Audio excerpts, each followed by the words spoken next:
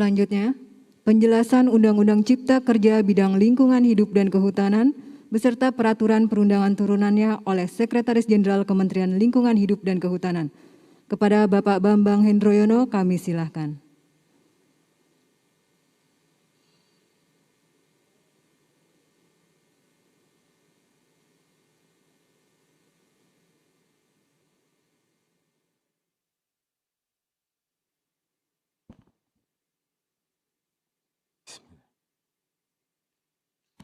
Assalamualaikum warahmatullahi wabarakatuh.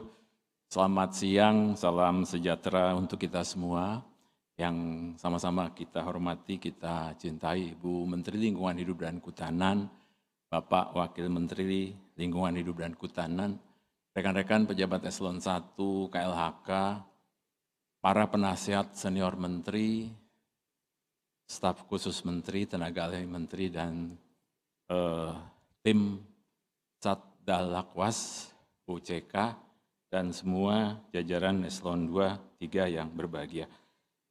Sebagai tindak lanjut dari Undang-Undang Cipta Kerja, sebagaimana arahan Ibu Menteri tadi, kami hari ini sampai besok akan melaksanakan sosialisasi dan hari ini diawali khusus di KLHK yang di pusat.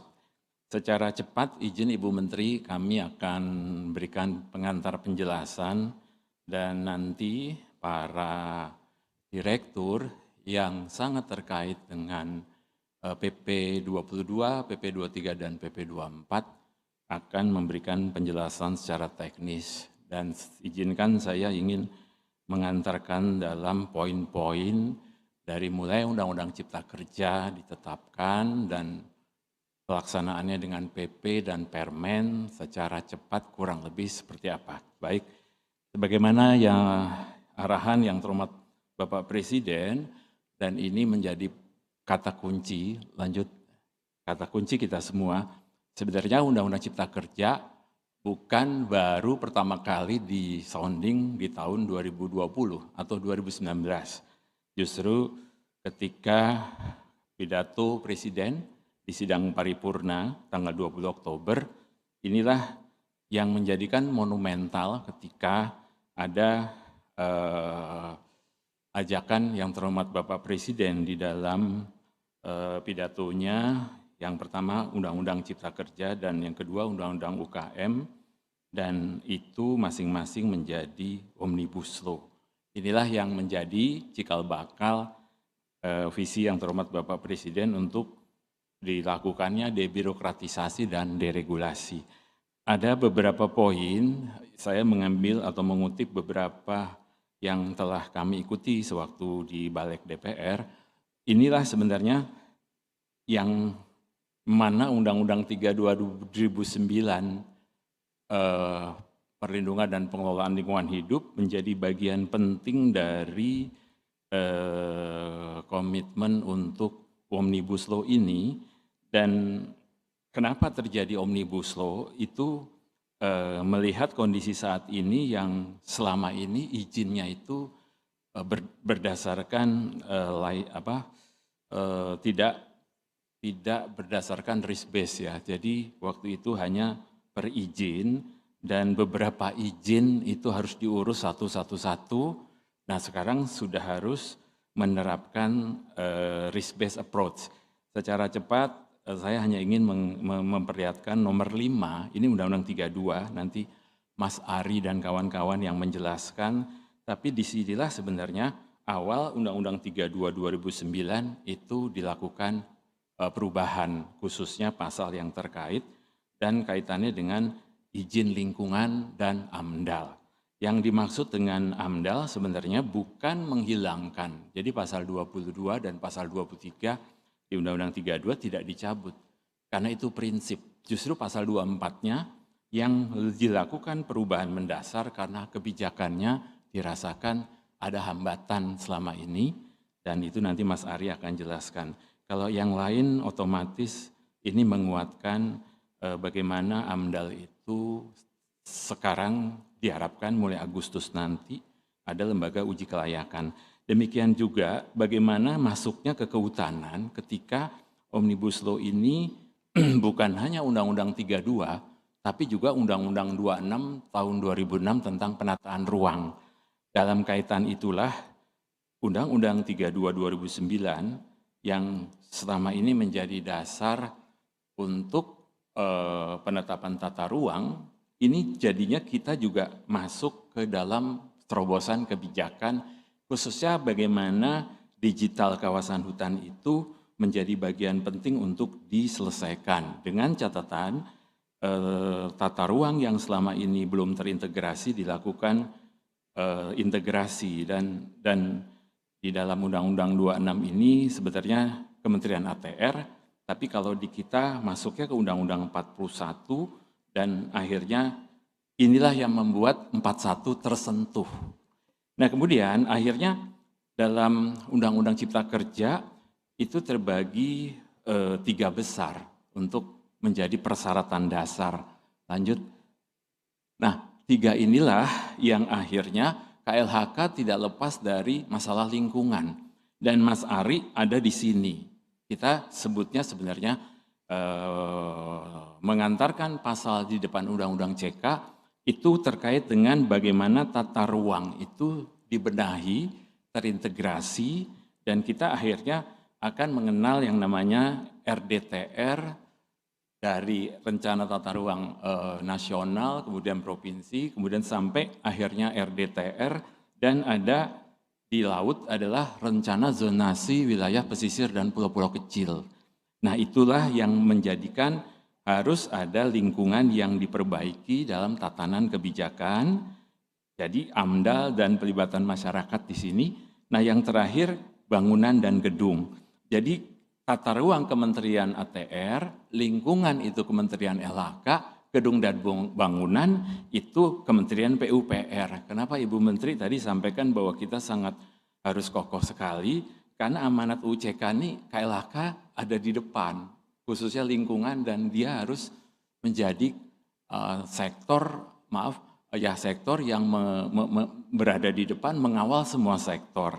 Nah akhirnya jadilah bagaimana pendekatan perizinan berusaha lanjut itu bisa mengantarkan pada akhirnya bahwa resiko itulah yang sudah dipertimbangkan sejak awal. Keluarlah kalau itu dampak penting resiko tinggi itu AMDAL, kemudian tidak berdampak penting ada resiko menengah itu UKL-UPL, dan resiko rendah itu bisa dikategorikan hanya nomor induk berusaha. Nah seperti inilah tatanan Bapak Ibu yang kami hormati dalam kaitan dengan terobosan kebijakan penyederhanaan perizinan berusaha yang akhirnya kita akan mengantarkan beberapa PP. Dan kemudian perizinan sektoral, nanti Mas Ari yang akan jelaskan di PP 22 dengan permennya nomor 3 dan nomor 4. Jadi disinilah KLHK banget, Dijen PKTL banget, dan direktur yang menangani AMDAL ya Pak Ari. Ya, ini sudah ada tingkatannya, terus ya ini dia tingkatannya seperti ini, tidak kami jelaskan, tapi paling tidak kenapa sih kok harus dilakukan perubahan mendasar? Sebenarnya nomor 6 itu Bapak Ibu yang menjadi poin bagaimana sih perizinan berusaha itu bisa akhirnya ada NSPK yang mana Presiden tidak lagi di undang-undang membagi kewenangan, tapi membaginya di PP. Jadi tidak ada lagi lebih tinggi dari yang terhormat Presiden di undang-undang, tapi di PP-nya itu harus disebutkan NSPK. Nah, secara cepat ini karena saya ambil beberapa poin, lanjut ini masih di PP 22, kalau kita lihat penyederhanaannya ya seperti ini. Kawan-kawan yang selama ini menangani izin lingkungan, persetujuan lingkungan, dan bagaimana dokumen lingkungan dan untuk usaha, Omnibus Law kalau sepintas lihat terjadi debirokratisasi dari deregulasi yang ada. Sehingga sekarang ini setiap usaha kegiatan tidak lagi berbelit-belit, tapi sudah ketahuan resikonya seperti apa, kemudian apakah dia AMDAL, UKL, UPL, atau hanya SPPL. Dan itu tapisannya nantinya itu di perizinan berusaha yang disampaikan oleh Ibu Menteri tadi ada di BKPM. Jadi disinilah operasionalisasi kegiatan yang mana KLHK menjamin tidak ada lagi hambatan karena ini dibuat justru oleh Mas Ari ya dari usulan masing-masing sektor yang tidak lepas dari rencana umum dari masing-masing sektor. Nah, kemudian bisa kita lihat sekarang kasus di rumah sakit, terus yang dicontohkan oleh Omnibus Law, tidak ada lagi yang berbelit-belit sekali AMDAL, sudah ada di dalamnya yang tadinya IL, diganti menjadi persetujuan teknis. Sebelum AMDAL itu ada dokumen perteknya sampai akhirnya termasuk AMDAL lalin tidak lagi tersendiri. Jadi disinilah sebenarnya kita sudah berada dalam posisi reformasi struktural yang Ibu Menteri sampaikan tadi. Ini secara cepat-cepat saja. Nah, itulah Bapak Ibu yang saya hormati. Kenapa ada perubahan di Undang-Undang Cipta Kerja dan kenapa Undang-Undang 32 tersentuh dan kenapa Undang-Undang 41 Kehutanan tersentuh dan kenapa Undang-Undang 18 2013 juga tersentuh. Nah, kita lihat sekarang di PP 22, saya rasa ini sudah lanjut ya ini mulai masuk Mas Ari sama dengan tadi. Ini nanti di Mas Ari akan bisa menjelaskan tentang materi PP dan Permen yang lebih rinci lagi. Kemudian ini juga sama, lanjut pengadaan lahan ini juga sudah tadi. Nah, yang paling penting justru beberapa pasal yang ada di Undang-Undang 32 lanjut. Di Undang-Undang 32 inilah yang dikatakan orang Undang-Undang 32 dicabut oleh Undang-Undang 11, itu tidak benar. Beberapa pasal yang telah dilakukan kajian oleh KLHK dalam kaitan dengan masih terjadinya hambatan birokrasi dan proses penyelesaian dokumen lingkungan, ini telah dilakukan konsepnya ada yang dirubah, ada yang ditambah, dan ada yang dihapus. Itulah resiko ketika ada perubahan dari sebuah peraturan perundangan. Nah, ini ada semua nanti Mas Ari yang akan jelaskan. Nah, kemudian akhirnya dalam kesempatan ini kita ingin memperlihatkan pasal mana sih yang akhirnya akan dijadikan kekuatan kita dalam menghantarkan revisi Undang-Undang 32 di Undang-Undang 11. Yang nomor 1 jelas itu tata kelola. Dulu KPA, sekarang Lembaga Uji Kelayakan. Ari mungkin nanti teringat ketika kita diuji kenapa kok diganti. Ternyata saya juga baru belajar, Ibu Menteri, Komisi Penilai AMDAL ketika sekarang melakukan penilaian AMDAL UKL-UPL ya, khususnya AMDAL, itu terjadi hambatan di provinsi dan kabupaten dikarenakan gubernur dan bupati membuat NSPK sendiri, padahal Ibu Menteri sudah punya NSPK-nya. Dan juga ternyata satu KPA itu hanya ada di provinsi 1, di kabupaten 1. Sekarang diganti lembaga uji kelayakan, ada di Ibu Menteri dengan orang-orang yang bersertifikat, dan di setiap provinsi itu bisa dibentuk tim uji kelayakan lebih dari 1. Dan akhirnya inilah yang diantarkan oleh Mas Ari.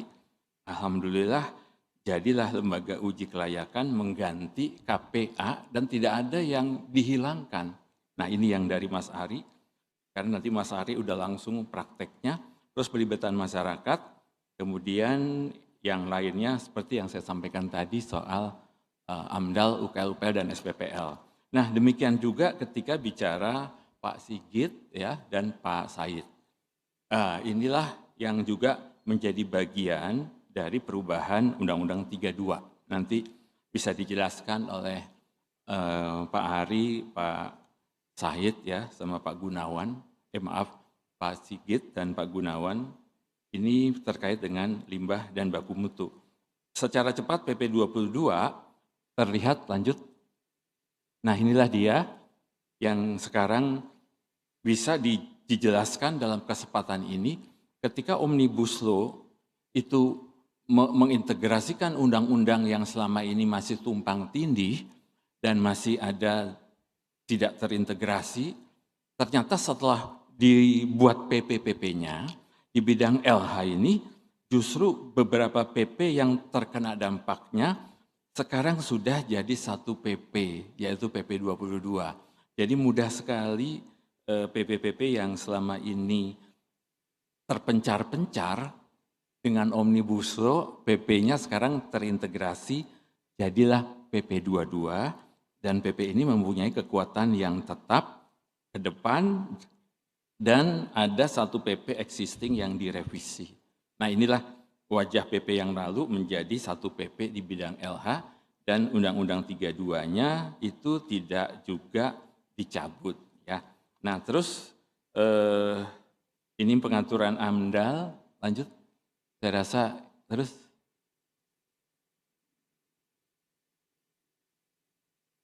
agak lama.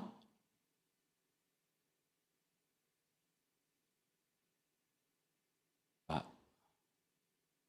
Ya. Jadi tayangan berikutnya sebenarnya hanya menjelaskan poin-poin penting dari AMDAL, perizinan berusaha, ya. Kemudian yang menarik sebenarnya bisnis proses baru yang perlu dipahami oleh kawan-kawan yang selama ini melakukan proses perizinan di bidang lingkungan, ya. Sambil menunggu, karena ini kaitannya dengan chart-chart, ya. Sambil menunggu, saya hanya ingin memberikan sebuah ilustrasi kalau ditanyakan kenapa kok izin lingkungan itu dihapus. Sebenarnya tidak dihapus.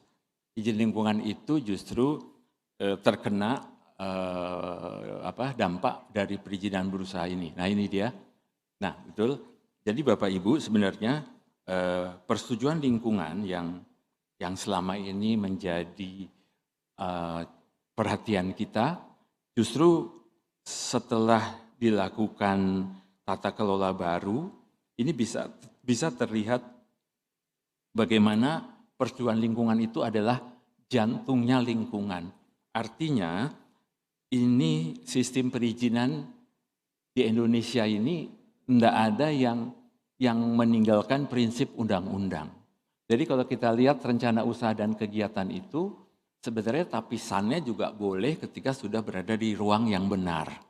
Kemudian masuk perubahan AMDAL atau UKL-UPL, kemudian persetujuan lingkungan, dan jadilah perizinan berusaha.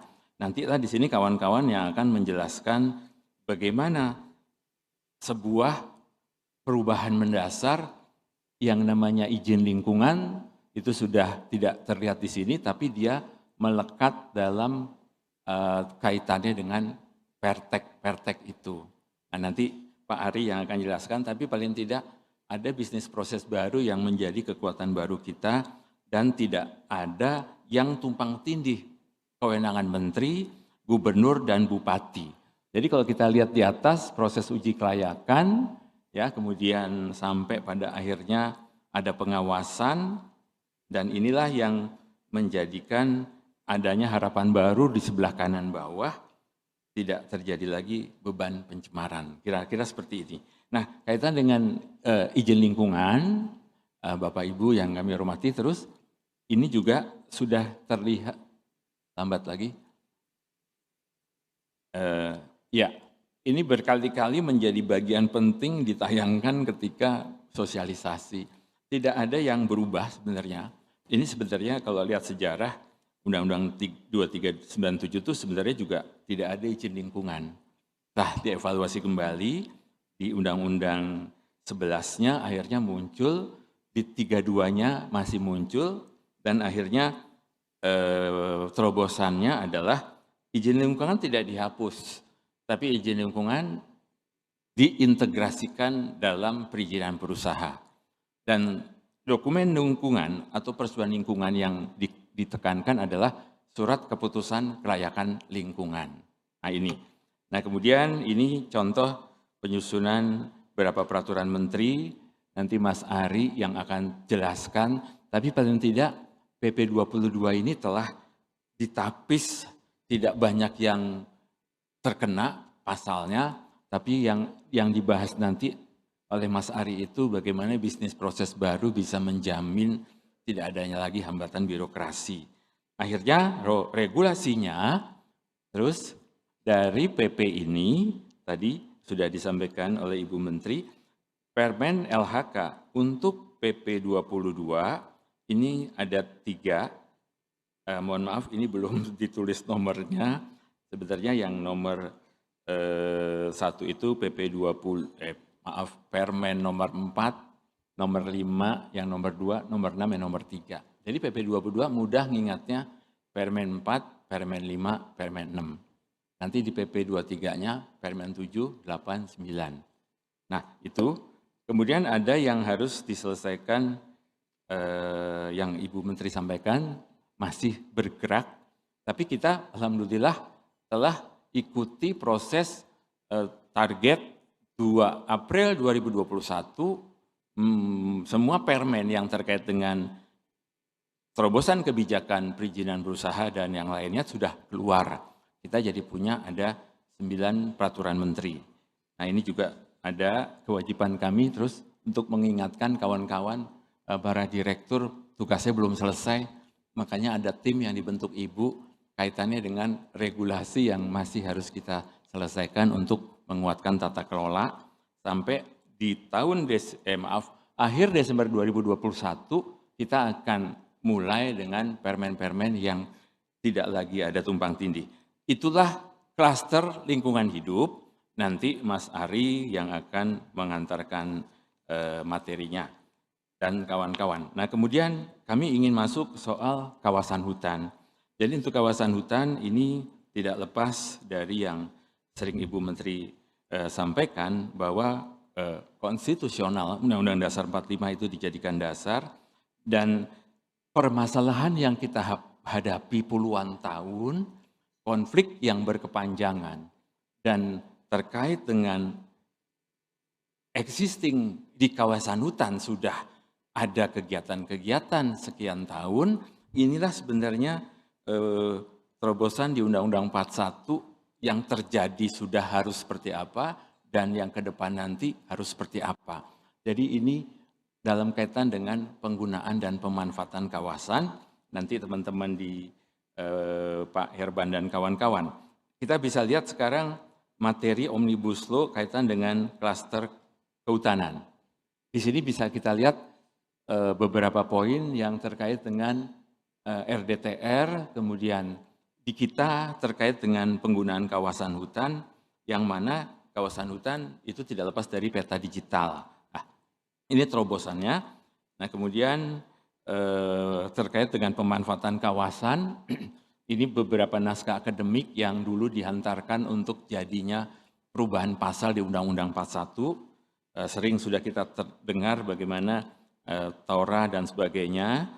Nah, kemudian pada akhirnya poin yang penting dalam uraian kita pada saat membahas UCK, kondisi saat ini soal perizinan masih masing-masing dan nantinya itu sudah menjadi satu kesatuan, ya. Kemudian lanjut azas dan pendekatan ini juga ada semua, Bapak Ibu yang saya hormati, dan prinsip kehati-hatian dan sebagainya. Nah, kemudian barulah kita melihat Undang-Undang 11 terkena di sini terkait Undang-Undang 41, pasal-pasalnya sebenarnya hanya sedikit Undang-Undang 41 yang terkena. Lebih mudahnya tuh pasal 15, pasal 18, pasal 19 tuh di Jen PKTL banget. Pasal 26, 27, 28, 30, 31, dan 32 itu PHPL banget. Kemudian terobosannya Hutsos masuk pasal 29. Dan kemudian pembinaan ya pasal 33, 35 dan 49 itu juga masih terkait dengan kelola hutan produksi dan hutan lindung. Nah, inilah beberapa pasalnya. Nah, kemudian yang menarik Bapak Ibu, bagaimana debirokratisasi dan deregulasi terjadi ketika yang ikut terlibat khususnya bekerja di PKTL dan di PHPL. Ada yang menarik bahwa dengan Omnibus Law, dengan Undang-Undang 11, PP-PP yang selama ini telah menjadi pedoman kita dan telah menjadikan Dirjen PKTL mengacu PP 44 dan 104 dan PP 24. Terus PHPL ke PP 6 sama PP 45. PP 35 ini DR juga kita semua. Nah PP 12 soal PNBP. Terus PP 72 terkait dengan perhutani. Dengan semangat Omnibus Law, ini semua telah masuk dalam PP 23. Satu-satunya yang tidak dicabut adalah PP 72 karena memang beberapa pasal terkait dengan adanya kebijakan pemerintah tidak lagi seluruh kawasan hutan produksi hutan lindung diberikan penugasannya atau kewenangannya kepada BUMN Perhutani, tapi sebagian dikelola kembali oleh pemerintah. Sehingga beberapa pasal itu terkena revisi. Sehingga PP-PP inilah yang harus selesai pasca 2 November dan alhamdulillah 2 Februari telah dikeluarkan PP 23 tahun 2021, judulnya penyelenggaraan kehutanan. Kalau tadi PP 22 penyelenggaraan perlindungan dan pengelolaan lingkungan hidup. Nanti terakhir ada PP 24. Nah, beberapa poin karena nanti Pak Herban dan kawan-kawan tidak lagi poin-poin terus. Ya, nah nanti teman-teman secara teknis sudah langsung bisa terlihat implementasinya. Tapi yang dirubah dalam kaitan dengan beberapa PP tadi, ini sekarang sudah terintegrasi, Bapak Ibu yang saya hormati, bagaimana yang menjadi isu penting dan terobosan telah menjadikan pasal-pasal di dalam PP. Dan tidak ada yang merubah prinsip-prinsip Undang-Undang 41 sekalipun ada pasalnya yang terjadi perubahan atau ada pencabutan. Itu semua dikarenakan tata kelolanya diperbaiki agar tidak bolak-balik, tidak tumbang tindih dan sebagainya. Dan yang pasti yang nomor 1 inilah yang menjadi harapan kita kawasan hutan itu bisa terselesaikan dengan cara kerja barunya. Ini nanti Pak Herman, saya tidak jelaskan satu-satu karena bisa dilihat isinya akan seperti ini kira-kira begitu. Terus nomor 6-nya, terus cepat aja isinya seperti ini. Yang terkait dengan kasubdit khususnya, sadarlah bahwa beberapa pasal ini terjadi perubahan mendasar, berarti mesti terjadi perubahan switch mental. Dan arahan Ibu Menteri tadi tidak bisa dengan cara kerja yang lalu, karena memang ini telah menjadikan percepatan pelayanan publik. Dan saya tidak jelaskan satu-satu karena waktu, tapi yang pasti semua prinsip-prinsip Undang-Undang 41 tidak ada yang dilanggar. Kebijakannya, tata kelolanya yang diperbaiki. Sehingga tidak benar kalau pasal-pasal di PP itu tidak terintegrasi dengan PP-PP lain. Sebagai contoh, tadi sekian PP kita cabut di PKTL, di PAPL, tapi semangat kami tetap sama. Nanti pada saat implementasi bisa uji. Nah terus kami mau memperlihatkan perizinan berusaha terlihat di sini, dan penggunaan DR juga diatur kembali dari PP 12. Kalau dilihat dari poin-poin yang 1 sampai sekian, itu mencerminkan pasal-pasal yang dicabut di PP-PP tadi. Tapi menghasilkan tata kelola baru. Nah kemudian nomor 15, ini Pak Dirjen PSKL, Pak Apik, bukan iuran ini salah ketik, maklum udah malam, izin perhutanan sosial. Tapi kaitannya dengan iuran sebenarnya nomor 0 rupiah. Highlight-nya ini sebenarnya memperlihatkan terobosannya itu apa sih dari UCK, kawan-kawan di sini ya. Contohnya yang nomor 16, tidak ada yang dicabut prinsip hutsos. Salam 5 jari yang selama ini di Permen, sekarang sudah ada di Undang-Undang Cipta Kerja, pasal 29A dan 29B. Jadi bagaimana sosialisasi kita memperlihatkan semua persoalan hambatan dan sebagainya diselesaikan dengan regulasi. Terus aset perhutani juga disebut di sini, terus PNBP, larangan juga ada, dan yang terakhir kita sambut Pak Inung, Kemitraan Konservasi yang telah menggantikan kebijakan resettlement yang selama ini belum dapat selesai. Bukan berarti terus tidak mungkin ada resettlement karena tergantung kondisi fungsi kawasan. Nah, kemudian pengelolaan kawasan di Jawa, saya rasa ini poin-poin yang sedang kita kerjakan karena tidak ada nanti yang menjelaskan. Sebenarnya ini masih dalam proses untuk penguatannya lagi dalam kaitan dengan PIAPS yang harus dikelola dan bagaimana PNBP dan sebagainya. Terus, nah kawan-kawan akhirnya PP 23 isinya kita bisa mudah sekali ngingatnya. Ini khususnya kehutanan. Tidak ada lagi Dijen PKTL dan Dijen Planologi tidak satu tubuh. PP 23 itu menjadikan PKTL, PHPL, dan PSKL harus pada irama yang sama. Bisa kita lihat, satu ketentuan umum, butir 2, 3, 4 itu Dijen PKTL. Dan kemanapun bawalah tentang perencanaan. Yang menjadi kekuatan di sini adalah rencana kehutanan tingkat nasional yang jadi kekuatan untuk para dirjen. Terus perubahan peruntukan ini pelepasan, terus penggunaan kawasan yang kita ganti tadinya pinjam pakai. Nah, nomor 5 ini Dijen PAPL banget tata kelola.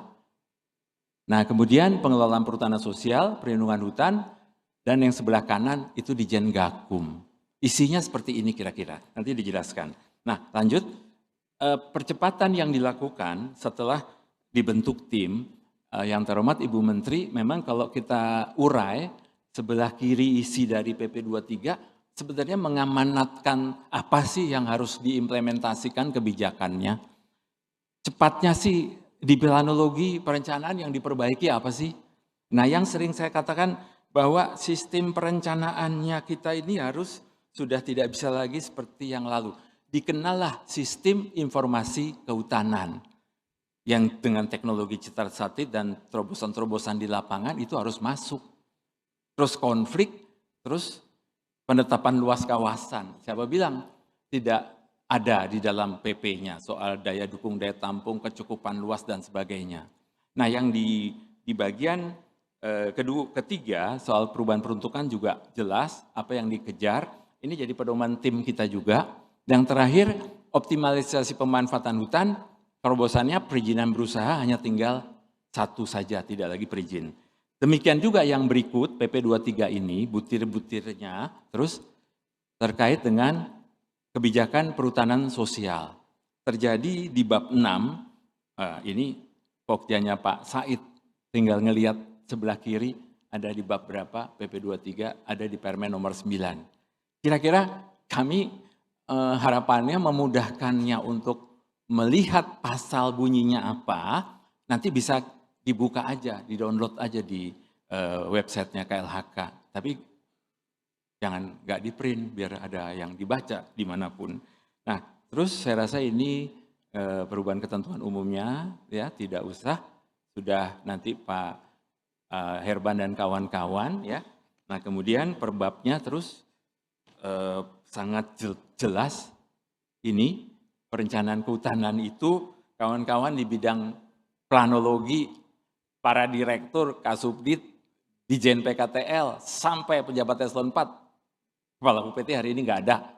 Semangat perubahannya tuh seperti ini. Dan berarti semangat kerja kita tidak bisa seperti kemarin. Dan saya tidak jelaskan satu-satu karena ini sudah disosialisasikan kemana-mana. Justru kita sebagai orang kehutanan yang percepatannya di mana sebenarnya. Contohnya nomor 4 ya, nomor 5. Dan akhirnya ada target 2 tahun harus selesai pengukuhannya. Dan berarti tinggal berapa bulan lagi. Ini semua janji di PP. Ya. Nah, kemudian inventarisasi hutan saya rasa terus ini saya rasa udah bidang planologinya, terus bagaimana cara kerja baru tata batas, teman-teman yang nangani tata batas sudah berbeda loh, nggak bisa kayak kemarin, ini pegangan semua, orang udah bisa lihat, kalau masih lambat jadi masalah besar nanti ya. Kemudian penataan kawasan, ini prokjanya Pak Herban, prokjanya Pak Said, dan pokjanya Pak Yasid. Ini dia. Sebenarnya poin besar dalam PP 23 dan PP 24 dalam konteks penyelesaian masalah yang berada di kawasan hutan, nomenklatur yang diketemukan dalam Undang-Undang 11 pasal 110B adalah penataan kawasan hutan, PP 24. Dan itu diteruskan di PP 23 dengan terobosan yang bisa kita lihat, ada yang bisa dikhususkan, ada yang ditorakan, ada yang diperlihatkan harus digunakan kawasan dengan jangka waktu tidak dilepaskan. Tapi juga ada yang tidak bisa dihindari proyek strategis nasional dalam posisi percepatannya. Nah ini dia. Nah terus saya rasa ini sudah pernah bagaimana konsep dari UCK di 30%, kemudian terus nanti Pak Herban bisa langsung di permennya, jadi tidak berulang. Nah kemudian perubahan peruntukan isinya seperti apa, kawan-kawan Kasubdit, antar Kasubdit di setiap direktorat ternyata sudah harus dijadikan pedoman. Kemudian terus, nah ini terjadi sikap perubahan besar di sini. Yang membedakan pelepasan pemerintah dan swasta. Sering dibacanya seolah-olah swasta boleh pelepasan kawasan hutan dimanapun. Tidak, tetap dilihat dulu urgensinya. Tapi kalau pemerintah dalam kaitan dengan pembangunan nasional, percepatan proyek strategis nasional, kebutuhan di lapangan yang harus dibangun dan sebagainya, itu tidak bisa terus-terusan berada di kawasan hutan, tapi harus ada izin. Saya rasa ini terus sudah terakhir yang halaman, nah ini sudah, saya rasa terus ke pengawasan khusus sudah tadi, terus di penggunaan kawasan, ini juga sama terjadi perubahan mendasarnya, tapi tidak, ini pangan ya. Pangan saya rasa ini bisa dibaca nanti. Kemudian terus poin-poinnya, penggunaan kawasan terus sudah tadi saya jelasin. Nah, terus masuklah ke pengantar di, ini saya rasa sudah kebijakan lama, tidak perlu diulang. Terus, nah yang penting sekarang ini juga sudah dijelaskan tadi DPCLS. Terus, nah sekarang masuk ke Dirjen PAPL. Kalau tadi dengan Permen nomor 7, sekarang dengan Permen nomor 8 nanti dijelaskan oleh Dirjen PAPL. Jadi sudah sering didengar tadi tentang perizinan berusaha, sudah termasuk kita yang harus berubah, tidak lagi satu izin tapi satu izin beberapa kegiatan ya. Kemudian nah terus nah ini teman-teman di Dirjen PAPL yang mencoba ketika melihat arahan Ibu Menteri soal landscape, walaupun gambarnya tidak seperti yang nyata, tapi ini pemahaman untuk sosialisasi di tingkat tapak yang mudahnya seperti apa sih arahan Ibu Menteri soal landscape. Dan sebenarnya tidak benar kalau Dirjen PAPL dengan kawasan hutan HP dan AL tidak tahu tentang landscape. Dan tidak benar kalau Undang-Undang 41 tidak lihat Undang-Undang 32 ini di pasal 12 keberlanjutan proses. Nanti Pak Sigit, Pak Said, Pak Gunawan beradanya di mana yang mengakibatkan pencemaran, kerusakan, ini soal baku mutu segala macam. Kami coba upayakan sosialisasi sampai di tingkat tapak bahwa ngelihatnya tidak bisa hanya kawasan hutan semata. Jadi kenapa 30% itu tidak harus ada di undang-undang, karena tidak hanya lihat kawasan hutan di atas sana, tapi justru sampai ke fungsi-fungsi di bawahnya dan ada ekosistem mangrove di situ. Nah terus terakhir, ya ini konsep saya rasa sudah terlihat sekarang kawan-kawan bicara masyarakat, bicara perizinan berusaha, bersanding. Jadi yang sering Ibu Menteri sampaikan, nanti keadilan keberpihakan itu akan mencapai 68% untuk swasta dan 32% untuk akses legal khusus, itu sebenarnya dari konsep besar landscape ini. Nah kemudian untuk sosialisasi kawan-kawan, jangan sampai nanti yang tahu hanya PAPL aja nih, yang dimaksud izin usaha, waktu itu satu-satu, bayangkan ada areal 250.000 hektar di hutan produksi, itu dibagi ada 5 jenis izin. Sehingga banyak hutan produksi kita yang tidak bisa dikelola di izin itu karena terkait dengan silvikulturnya hanya satu. Contoh HTI hanya bisa THPB, nggak bisa TPTI, nggak bisa kebijakan lain. Sekarang kembali ke sana, satu perizinan berusaha bisa lebih dari satu sistem silvikultur. Ketika hutan alam dengan TPTI-nya, ketika di areal HPH dulu itu ada hutan yang rusak, mereka bisa dengan sistem silvikultur. Termasuk silin, itu berlaku dalam satu perizinan berusaha. Nah inilah terjadi perubahan ketika bicara landscape dan tidak lepas dari multi usaha. Nah satu lagi, bagaimana mengkaitkan antara Undang-Undang 32 terus ini PAPL 32, Bapak Ibu yang kami hormati, bukan maksain, tapi ketika bicara Undang-Undang 32, 6 pilar, mulai dari perencanaan, pemanfaatan, pengendalian, pemeliharaan, pengawasan, dan penegakan hukum, itu tetap melihat perizinan berusaha, yaitu para swasta yang kerja di hutan produksi dan hutan lindung. Jadi tetap tapisannya Undang-Undang 32 dan pengawasan dan penegakan hukum tetap dilakukan oleh Dijen Gakum. Nah inilah contoh instrumen lingkungan yang didekati dengan landscape. Akhirnya konsep yang di PAPL, makanya tidak lagi pengelolaan hutan produksi lestari, hanya HP saja. Sekarang alhamdulillah Perpres 92 pengelolaan hutan lestari, di dalamnya hutan lindung dan hutan produksi itu satu landscape, satu ekosistem, sehingga tidak lagi ada tarik-tarikan. Nah ini yang terjadi kawan-kawan untuk 32 dan 41. Nah, satu lagi untuk bisnis proses. Saya berharap sekali Bapak Ibu, ketika lihat slide ini, saya sama Mas Ari dulu di Balek, bagaimana sih menyiapkan pemahaman yang betul tentang undang-undang yang sedang kita integrasikan. Ibu, kalau saya ingat ini saya suka terharu karena Mas Ari, ya terus terang, integrasinya di mana sih ini? Orang bicara seolah Undang-Undang 32 itu nggak ada hubungannya sama Undang-Undang 26 tata ruang. Kita sedih, padahal Undang-Undang 32 itu bisa menjadi kekuatan agar tata ruangnya benar. Inilah akhirnya teman-teman, bagaimana ketika ecoregion, terus daya dukung, daya tampung, dan setelah itu kita bicara RPPLH, kemudian kita akhirnya bicara KLHS, terus kita bicara tata ruang.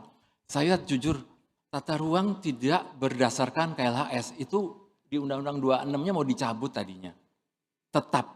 Jadi peran UU 32, Bapak Ibu, tidak hanya ke sebelah kanan, tapi ke sebelah kiri ini menjadikan tata ruang yang benar tetap melihat 32 2009.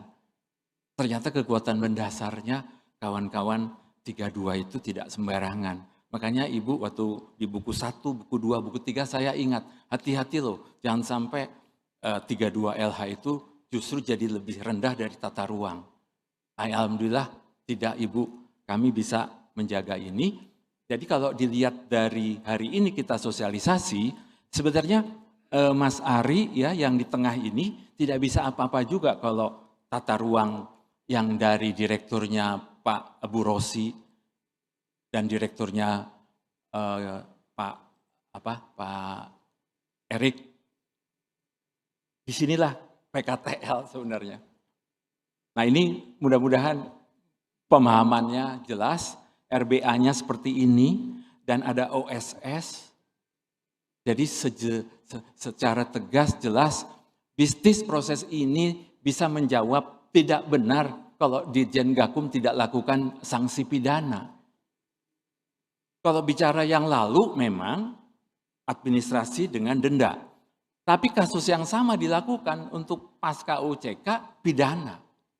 Jadi enggak pas kalau dikatakan UCK itu menghilangkan pidana, ya Pak Roy ya. Seperti ini Bapak Ibu, kerja bersama kita yang diharapkan oleh Ibu Menteri.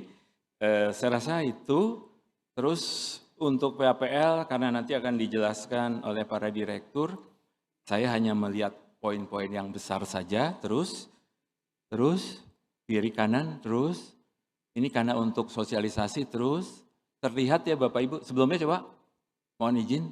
Nah, sebelah kiri Bapak bisa lihat beberapa PP, substansinya itu macam-macam dan tidak terintegrasi.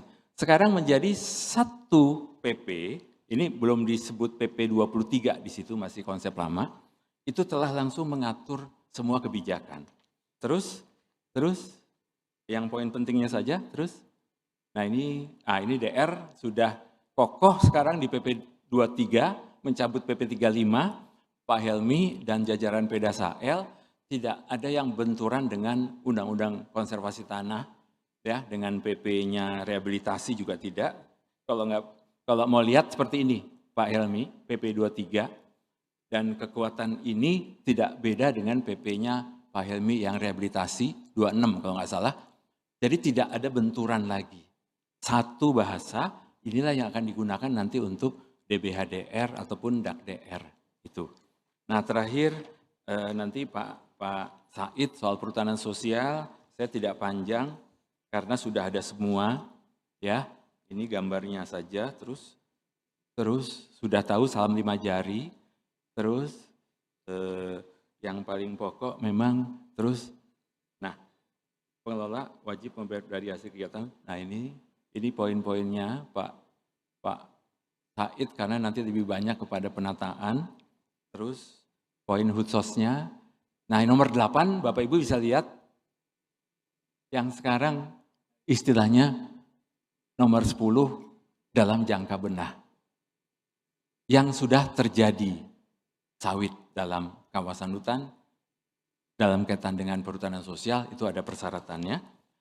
Kemudian kami menginjak yang terakhir di perlindungan nggak usah, terus mengantarkan ke PP 24-nya Pak Said, terus ini nggak usah perlindungan Pak Roy, ini juga sudah, ini sudah multi usaha, terus ya ini sudah juga, nah ini sanksi administrasi, terus, nah ini kaitan dengan PNBP, kemudian yang terakhir saya ngambil ini soal perizinan masa transisi, ini Bu Rosi, ada poin-poin yang harus dipegang. Kemudian yang berikut hanya untuk mengantar saja, nanti Pak Said, terus, Pak, nah ini dia kawan-kawan. Jadi PP 23 telah lahirnya Permen 789, nanti Permen 7 Pak Herban, Permen 8 nanti Pak Ino dan Pak Istanto, Permen 9 nanti Pak Said. Setelah ini, nanti malam ya. Nah terakhir Bapak Ibu, setelah PP 2 selesai, PP 23 selesai, sekarang PP 24. PP 24 sebenarnya Pak Yasid dan Pak Roy, tapi hanya highlight aja. Terus inilah yang mendasari kenapa bisa tembus apa yang dicita-citakan kemarin, bagaimana bahasa ultimum remedium dan restoratif justice, yang akhirnya kita melihatnya yang sudah dan yang belum. Dan ini sudah dikenakan denda administrasi dan sebagainya, itulah yang menjadikan PP 24 itu harus ada PP tersendiri karena menyelesaikan masalah. Terus pasal 110A-nya ini, Pak Yasid tolong nanti dijelaskan, kenapa ditayangkan supaya hafal UU CK 110A itu PKTL banget, karena melanjutkan PP 104 2015 untuk yang sudah sesuai tata ruangnya bisa ditindaklanjuti dengan pelepasan, tapi yang salah kerja di atas kawasan hutan itu 110B dengan kena denda administrasi. Ya, terus cepat saja. Nah ini Pak Yasid nanti dijelaskan bukan hanya perkebunan, tapi juga ada pertambangan dan kegiatan lainnya. Jadi makna dari pasal ini seperti ini. Terus ada yang menarik. Nah ini kawan-kawan, kerja terintegrasinya 3 Pokja Pak Herban, Pokja Pak Yasid, dan Pokjanya Pak Said. Jadi soal hutsos ya ada di sini, dan persetujuan penggunaan kawasan ini bagaimana penyelesaian berdasarkan fungsi. Itu ada semua di pasal. Terus, nah jadi akhirnya yang terakhir Ini khusus saya masukkan supaya melihatnya sama kawan-kawan terhadap masyarakat ini, khususnya Ditjen Penegakan Hukum, khususnya Pak Yasid. Dan inilah yang dibuat oleh Pak Yasid dalam PP 24-nya dengan Pak Roy, dan kita melihatnya sudah harus pasti produktivitas rakyat itu tidak boleh terganggu. Dan bagaimana legalitas yang diberikan tetap tidak meninggalkan prinsip Undang-Undang 41 dan Undang-Undang 18 juga dengan Undang-Undang 11. Jadi bagaimana kriteria di PP 24 ini, siapa yang berhak dengan 5 hektar maksimal dan 5 tahun berturut-turut, itu ada perinciannya seperti ini. Ya. Kemudian terus,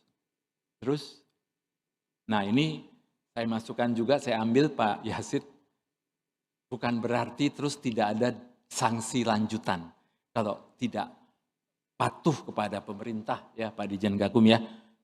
Dan kalau nggak mau bayar dendanya dalam waktu tertentu, itu akan ada upaya paksa badan.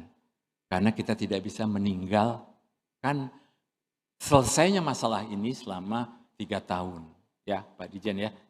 Nah terus nanti Pak Yasid akan jelaskan tentang tim. Nah ini sudah isinya. Demikian Bapak Ibu PP 24 yang bisa saya sampaikan. Satu PP sebenarnya tinggal dibaca saja, terus yang terkait dengan PP 5 saya tidak sosialisasikan karena sudah pada sering diikutkan. Inilah yang Ibu Menteri sampaikan tadi, bagaimana PTSP terus ke PP 24 terus ke PP sekarang PP 5, ini kekuatannya Pak Ari sebenarnya di Permen nomor 3. Karena standar usaha semua sektor itu nyantolnya di PP 5 dan perizinan berusaha yang menghantarkan semua sektor itu dikawal oleh KLHK dengan Permen LHK nomor 3. Nah ini yang menjadi poin terakhir dari paparan kami. Untuk isinya nanti sambil diskusi saja karena menyangkut pelayanan perizinan. Demikian Bapak Ibu yang bisa saya sampaikan secara cepat. Mohon maaf kalau terlalu cepat, tapi yang pasti kurang lebih isinya seperti itu dengan penekanan-penekanan yang perlu dipahami oleh kawan-kawan semua.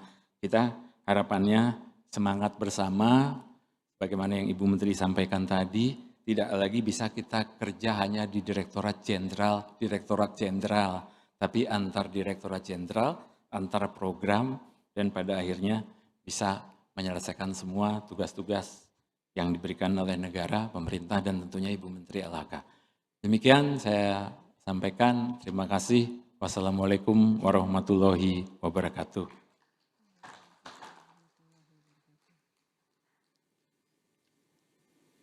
Terima kasih kepada Sekretaris Jenderal atas penjelasannya.